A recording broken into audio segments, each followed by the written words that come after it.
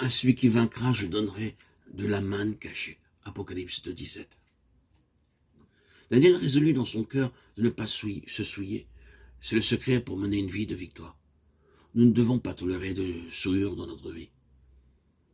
La souillure interrompra la communion avec Dieu. Nous ne pouvons pas enlever la souillure par nos efforts. Cela ne peut se faire que par la simple foi dans l'efficacité du sang de Christ.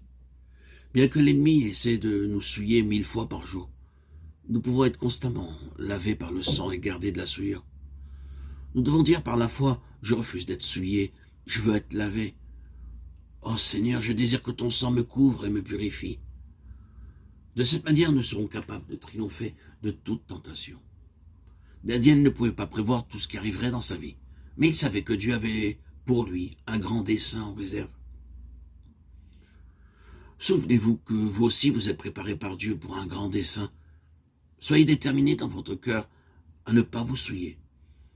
Alors que les gens verront notre détermination et remarqueront la manière dont Dieu nous bénit, ils prendront courage et tiendront ferme pour le Seigneur. Nous voyons aussi que Daniel était prêt à ne manger que des légumes. Lui et ses 3 amis savaient que par la foi, ils seraient en meilleure santé et plus forts que les autres jeunes hommes. Nous devons demander par la foi, tout comme Daniel et ses compagnons demandèrent et crurent qu'ils recevraient de Dieu plus de force et de sagesse que tous les autres jeunes hommes. Et la femme s'enfuit dans le désert où elle avait un lieu préparé par Dieu, afin qu'elle y fût nourrie pendant 1260 jours. Apocalypse 12,6. Il arrivera dans les derniers jours que seuls ceux qui auront la marque de la bête ou le chiffre de son nom sur leur front ou leur main droite pourront acheter ou vendre. En ces jours-là, Dieu nourrira son peuple dans son désert comme il le fit pour Élie. Élie demeura fort parce qu'il mangea la nourriture que Dieu lui donna. Ainsi, quelle que soit la nourriture que Dieu donnera à son peuple dans les jours de la faim, elle suffira pour leur santé et pour leur force. Ils refuseront de se prosterner devant le diable, de mentir et de prononcer de fausses déclarations en dépit des contraintes.